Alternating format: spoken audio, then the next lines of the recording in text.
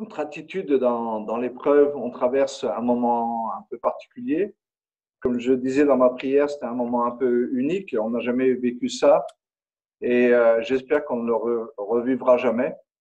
Peut-être on vivra d'autres choses et certainement, en accord avec ce que la Bible enseigne, on sait qu'on va vers des moments qui ne sont pas plus faciles. On ne sait pas comment, mais on ne veut pas se projeter dans quelque chose de négatif. On a des belles choses à vivre avec le Seigneur, des leçons à apprendre, des décisions à prendre aussi pour notre vie, pour demain. Et j'aimerais vous parler un peu de ça, la relation qu'il y a entre le présent que nous vivons et le demain que nous allons vivre. Et j'en prendrai pour exemple les Juifs. Les Juifs sont sortis d'Égypte et pendant un certain temps, ils ont commencé à marcher dans le désert. Je ne sais pas exactement, j'ai jamais pu calculer véritablement combien de temps ils ont mis pour redescendre vers le Sinaï, remonter jusqu'en bordure du pays de Canaan. Mais ça leur a pris un certain temps. Et pendant ce temps-là, le même Dieu qui les avait sauvés d'Égypte, qui avait fait de grandes choses pour eux, qui avait ouvert la mer Rouge, c'est le même qui va permettre différentes épreuves pendant le voyage. Comme si déjà de marcher dans le désert, ce n'était pas suffisant. Et pour nous aussi, on peut dire qu'on est dans un monde terrible, il est pas terrible, justement, dans un monde qui ne nous convient pas, à nous, à notre nouvelle nature, cette nature que nous avons reçue en Christ. Et puis, malgré tout, Dieu ne se contente pas simplement de nous faire marcher dans ce monde qui ne nous convient pas, mais il permet aussi des moments difficiles. Et pas seulement ce que nous vivons maintenant, mais en général, Dieu permet des moments compliqués. Et une chose que j'ai remarquée dans le peuple juif et qu'on peut remarquer dans la vie de chacun de nous, c'est que toutes les épreuves que Dieu a amenées, les difficultés qu'ils ont rencontrées, les impossibilités devant lesquelles ils ont été placés, eh bien, on dirait que ça leur a servi à rien. Ça leur a servi à rien. La Bible dit que l'évangile que nous avons reçu, la bonne nouvelle, on va prendre juste ce terme, la bonne nouvelle, leur a été aussi annoncé à eux. Alors, bien sûr, ce n'est pas le même évangile, dans le sens que ce n'est pas la même bonne nouvelle qu'ils ont reçue, mais Dieu leur a fait des promesses, il les a délivrés, il leur a fait traverser la mer Rouge, qui est le symbole de la croix, de traverser la mer et de mourir avec Christ et de ressusciter avec lui, enseveli et ressuscité avec Christ. Donc, quelque part, la teneur de la bonne nouvelle était un peu la même chose. Et puis, malgré tout, eh bien voilà, ils marchent dans le désert et ils ont des difficultés. Et pourquoi ces difficultés? Pourquoi ces obstacles, ces oppositions, ces impossibilités? Plus d'eau, plus de pain, plus de nourriture, des ennemis, des impossibilités, toutes sortes de choses. Eh bien, parce qu'ils voulaient tester leur cœur, ils voulaient préparer leur cœur à quelque chose. On a dit récemment que Dieu nous prépare. Hier était le temps de la préparation de Dieu pour aujourd'hui, et aujourd'hui deviendra le temps de la préparation pour demain. C'est exactement la même chose. Rappelez-vous que le chemin le plus court était le chemin du nord, et en même pas 2 semaines, ils auraient pu atteindre la frontière de Canaan, et par la foi, pourquoi pas, eh bien, rentrer dans Canaan et commencer la bataille. Mais Dieu a dit non, on va passer par le sud. Ils sont descendus tout au sud de la péninsule, là où il y a le mont Sinaï, et ça a pris un certain temps, tout ça, ensuite pour remonter. Et Dieu, pendant ce temps-là, voulait préparer leur cœur pour quelque chose de plus important, qui était justement de rentrer en Canaan. Rentrer en Canaan. Et parfois, on a de la peine parce qu'on a une idée de Dieu qui est particulière, c'est que quand je marche pour lui, quand je suis dans sa volonté, eh bien, je ne comprends pas pourquoi je manque d'eau, pourquoi je manque de nourriture, pourquoi j'ai perdu mon travail, pourquoi je suis resté seul, pourquoi on m'a pas aimé, pourquoi. Et le pourquoi, c'est le problème de notre vie. C'est le problème de notre vie. Si à la rigueur, on découpait le mot en deux et on disait pour quoi, et on va aller dans ce sens. Mais en tout cas, les Juifs, eh bien, n'ont jamais rien appris. Jamais rien. À un tel point que la première fois quand Dieu les a amenés donc en bordure de Canaan pour les faire rentrer, Moïse a envoyé des espions, ils sont revenus, ils ont donné un mauvais rapport, le peuple s'est découragé et Dieu a dit, bien, autant de jours que vous avez passé à inspecter le pays, autant d'années vous allez errer dans le désert. Alors c'est grave, c'est difficile, c'est douloureux, mais ce qu'on veut retenir, c'est que pardon, Dieu, à travers les moments un peu compliqués, eh bien, il veut faire un travail. Il veut faire un travail dans nos émotions. Il veut faire un travail dans les raisonnements que nous avons. Vous savez, ces sacrés raisonnements que nous avons, qui nous tiennent tellement à cœur, parce que c'est presque comme la charpente de tout notre être. Si on enlève un bout de cette charpente, on a l'impression que toute la maison va s'écrouler. Mais c'est justement ce que Dieu veut faire.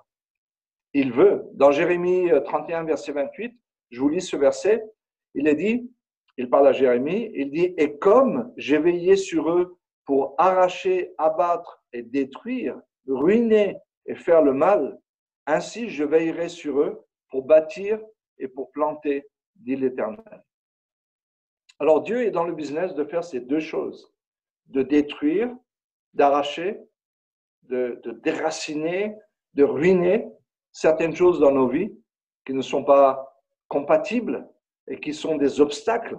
Nous, on regarde les situations comme des obstacles, mais Dieu dit non, cette situation que tu regardes comme un obstacle, elle est là pour détruire l'obstacle qu'il y a dans ton cœur, un raisonnement, une pensée particulière.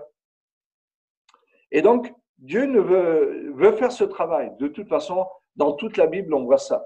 Dans toute la Bible, on voit ça, à commencer par Adam et Ève jusqu'à la fin.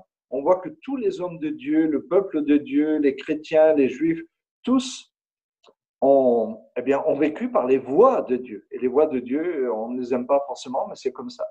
Et donc, autant Dieu veut construire, rebâtir, replanter des nouveaux plants qu'on ne connaît pas, des nouveaux arbres fruitiers qu'on ne connaît pas, des nouveaux types de fleurs qu'on ne connaît pas, pour faire de notre vie un jardin extraordinaire. Et bien, de la même façon, avec la même habilité, la même puissance, le même amour aussi, eh bien, il travaille dans notre vie. Il travaille à enlever toutes sortes de choses. Et négliger la première partie du verset de Jérémie 31, 28, eh bien, c'est fermer la porte à la deuxième partie. Pourquoi? Parce que si vous avez une tasse qui est pleine, vous ne pouvez plus mettre quoi que ce soit. On va pas parler, enfin, parlons d'autre chose. Si vous avez une maison qui est pleine, vous ne pouvez pas rajouter quoi que ce soit. Pour rajouter quelque chose, il faut enlever quelque chose. Et quelque chose qui peut-être vous tient à cœur aussi. Et Dieu fait ce travail. Donc, il est dommageable de vivre sous la tyrannie des détails de la vie, des circonstances. On leur donne le pouvoir de nous tyranniser, d'utiliser, de faire un mauvais usage de nos émotions et de nous bouleverser complètement. Lorsque nous traversons des moments compliqués, on devrait refuser de devenir esclave de ces moments-là. Et je crois que Dieu nous a positionnés assis avec lui dans les lieux célestes pour que justement nous puissions avoir la domination sur les situations. C'est-à-dire, on les regarde d'en haut, on les mesure à leur vraie mesure. Et c'est assez intéressant, quand vous regardez quelque chose d'en haut, ça vous semble toujours plus petit. Quand vous le regardez d'en bas, ça vous semble tellement grand, tellement extraordinaire. Alors, le meilleur moyen pour traverser un moment compliqué, le moment compliqué, il est là, vous ne pouvez pas rien y faire, c'est de rentrer dans une réflexion qui n'est pas naturelle, parce que l'homme naturel se dit pourquoi, pourquoi, pourquoi, pourquoi? Pourquoi nous as-tu fait sortir d'Égypte? Pourquoi nous as-tu amenés dans le désert? Pourquoi fais-tu ceci? Pourquoi fais-tu cela? Mais c'est plutôt pour quel but nous as-tu amenés ici? Pour quel but, Seigneur, permets-tu cette difficulté? Et demain, les portes vont s'ouvrir. Ça va être assez intéressant de voir comment les gens vont réagir. J'imagine qu'il y a des gens qui vont rester chez eux. Beaucoup de gens vont rester chez eux. La peur les a traumatisés. Ils vont rester chez eux. D'autres vont certainement abuser. D'autres vont se réjouir. Et moi, je me pose la question, Seigneur, pour quel but as-tu permis dans ma vie et dans la vie de ton Église ce que nous avons traversé pendant 2 mois pratiquement? Est-ce que nous allons vivre encore? Parce qu'on ne sait pas véritablement. Pour quel but?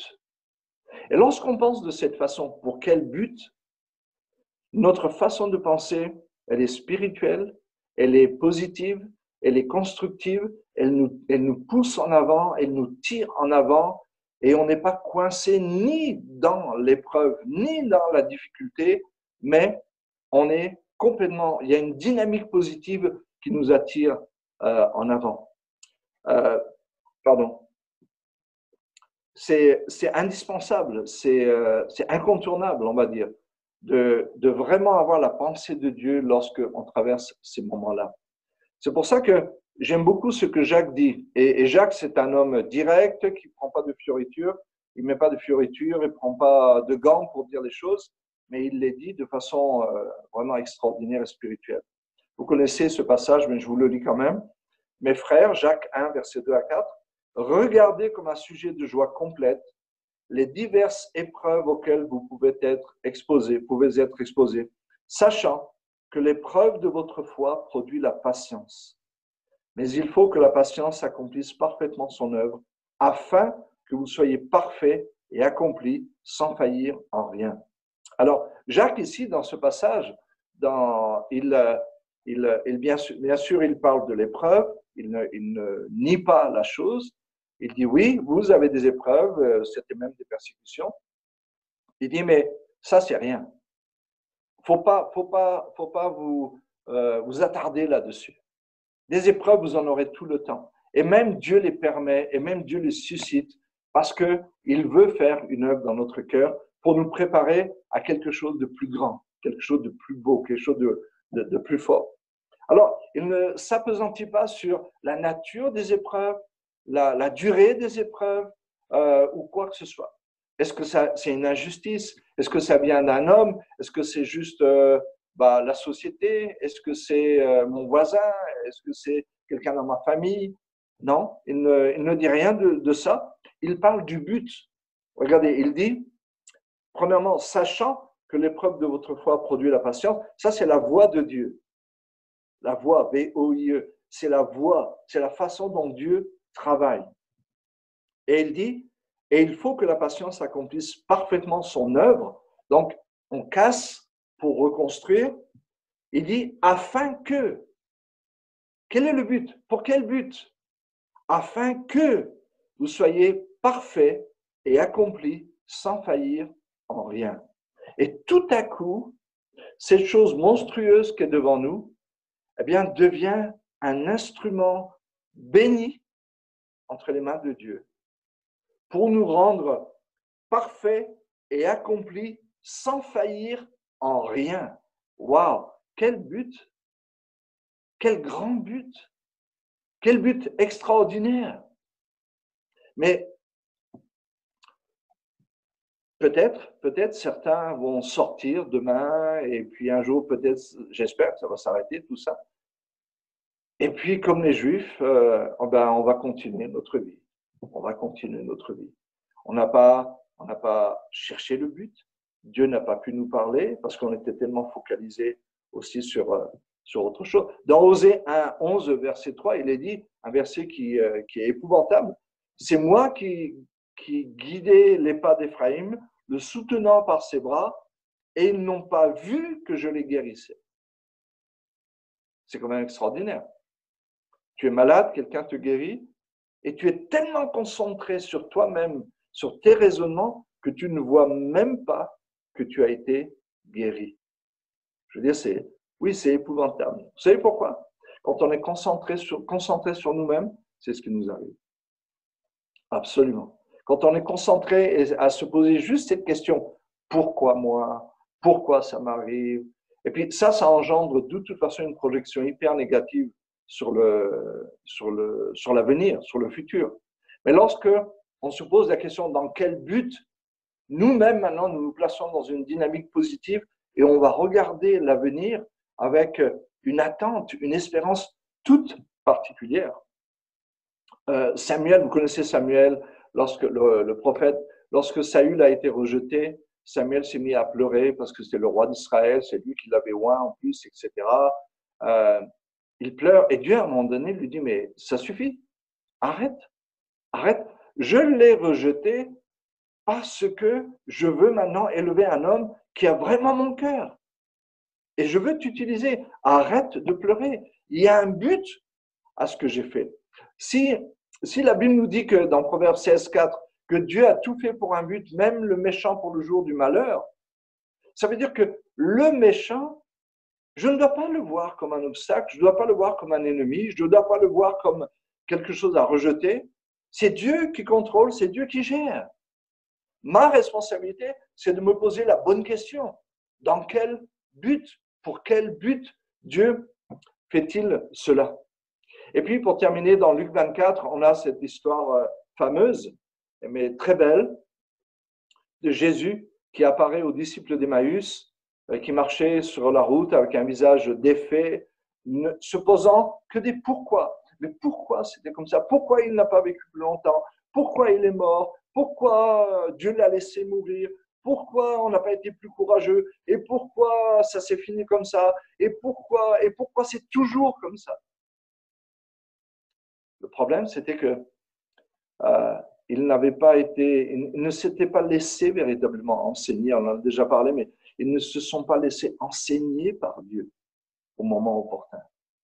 Et le problème, c'est que voilà, ils demeuraient dans leur pourquoi, concentrés sur eux-mêmes, parce qu'ils n'avaient pas les moyens de regarder ailleurs et de se poser d'autres questions. Alors, quelles questions résonnent dans notre cœur aujourd'hui? Quelle question résonne dans notre cœur? Pourquoi? Ou alors des phrases du genre je comprends pas, c'est pas juste, ou c'est injuste, etc. Je me souviens d'une image, un dessin que Elisabeth Rimbaud m'avait envoyé après que j'ai prêché sur un message qui parlait aussi de ce genre de choses. Et c'était assez intéressant. C'était un aigle, un grand aigle, qui tenait dans ses serres un agneau, un mouton. En tout cas, c'était juste un dessin. Et puis, en dessous, dans le pâturage sur une montagne, il y avait des centaines de moutons identiques à celui-là.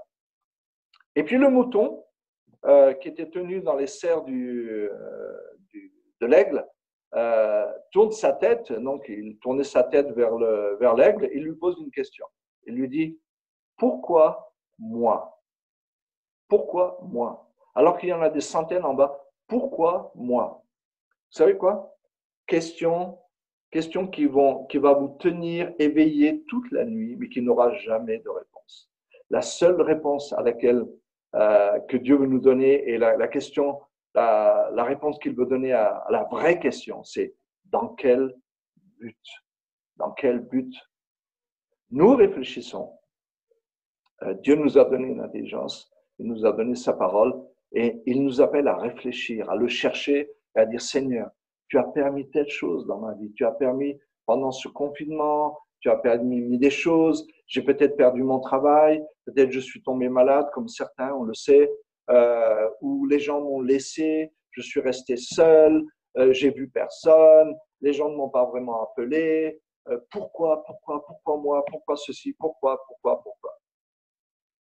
Et ça n'aura jamais de réponse, sauf si on se pose cette question. Dans quel but? Dans quel but? Et moi, et je sais qu'avec Pasteur Jean, on en parle, et d'autres encore, on veut réfléchir. On réfléchit à dans quel but vis-à-vis de l'Église, vis-à-vis de nous personnellement. Et la seule façon de vraiment sortir victorieux et de rentrer dans les bonnes œuvres que Dieu a préparées d'avance pour nous, c'est vraiment de nous poser cette question.